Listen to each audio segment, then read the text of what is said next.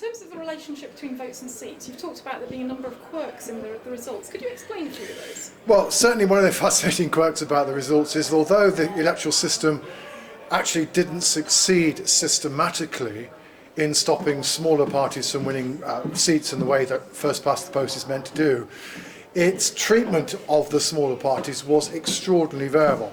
And so therefore, as a result, we ended up in a situation where UKIP, which very clearly came in third in terms of votes, in terms of seats across the UK, actually came 10th equal with its just one seat, and behind all four of the Northern Irish parties that managed to secure representation.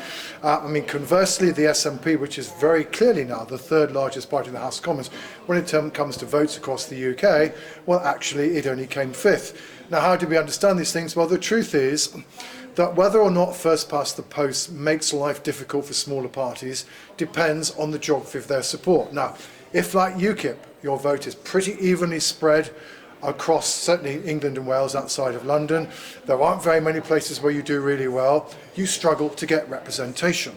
In contrast, if you're like the SNP and your vote is wholly within one part of the UK, and as it happens within that part of the UK, do extraordinarily well, then you gain a great deal of representation.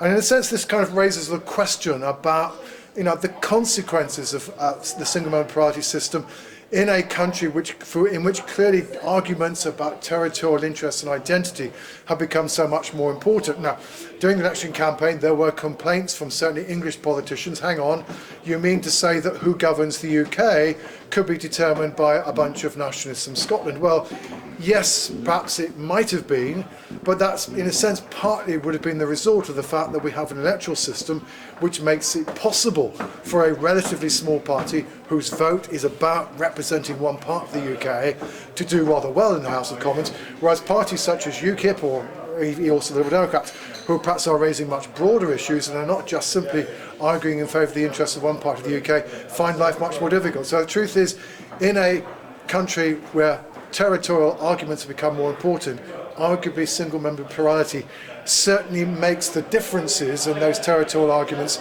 all the sharper. Most people expected a Parliament, we've got a small Conservative majority. Does that mean we're back to an age of two-party politics, or actually we're going to be facing our Parliament next time? Well, we're not necessarily seeing a return to two-party politics. First of all, as we've said, we still ended up with well over 80 MPs being elected from third parties. Those are very high numbers by historical standards, but that's now keeping on repeating itself. But secondly, if you look underneath what happened, well, although the Conservatives got a majority, yes, it's only a majority of 12. It's smaller than Edward Heath got in 1970, Tony Blair in 2005. The Tories did on two occasions in the 1950s. Even on those occasions, actually, the lead of the winning party in terms of votes over their principal opponents was actually much narrower than the 6.5-point lead that the Tories had this time. And in fact, you start looking to see, well, how many constituencies are there in Great Britain which are actually marginal between Conservative and Labour? How many seats are they capable of switching from one side to the other as the country swings in one direction or the other? Well, actually, we find that they're still, in fact, as low as they have ever been. And that together with, at least at the moment, the strength of the SNP, means that the range of results at the next election, which could produce a hung parliament, is now even wider than it's ever been in the past. So I don't think we can necessarily assume, certainly from where we are in 2015, that we can rule out hung parliaments in future. A, the system doesn't necessarily provide the winner with the size of bonus that we used to see in the early pre-war years, and there's no early post-war years, and there's no obvious return to that. And secondly, the system is still proving relatively ineffective at keeping at least some kinds of third parties out of the House of Commons. Matthew, UKIP won one seat, that of a defector from the Conservative Party, 4 million votes. Many people said the campaign had been a failure, but actually is that how you judge it?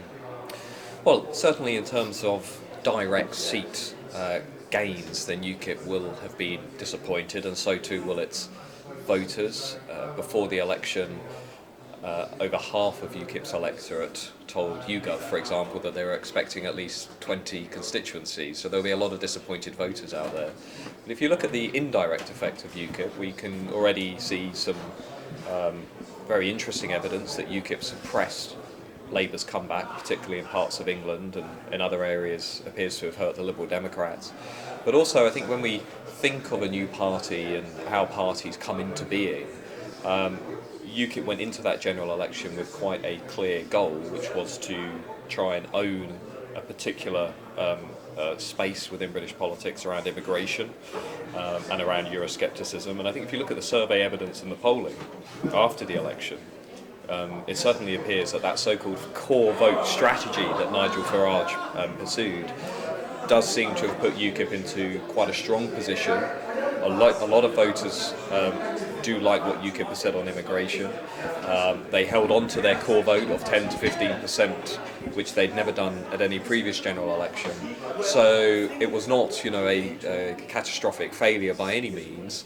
And there are good reasons, I would argue, to expect that UKIP, or a party like UKIP, may well now have established a longer-term presence on the political landscape.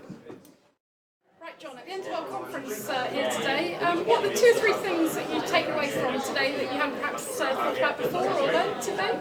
Well, it's been an absolutely fascinating day. There's been a vast range of contributions. I think what comes over as crystal clear is that the Labour Party has got serious problems until they address the Scotland issue. That came over not just from the people you'd expect it to come from, John Curtis, James Mitchell, the experts on Scottish and British politics more broadly, but also from Lucy Powell, who gave a very frank assessment of what went right and wrong with Labour's campaign and freely acknowledges Labour will never form an overall majority until they sort that Scottish problem out.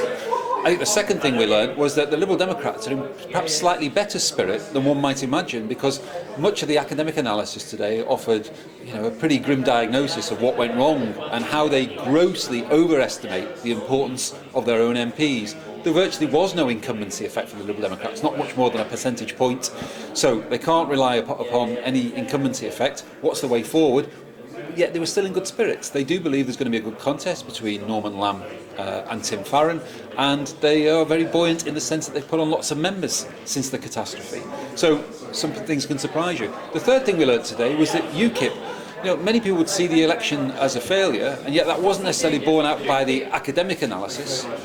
I think that UKIP, again, we had the UKIP MEP speaking, and he was quite clear that 2015 was a staging post. UKIP believe they are going to build on the 4 million votes, and they've got quite a clear strategy as to how they're going to do that, and that came across again not just from the academics but also from the practitioner.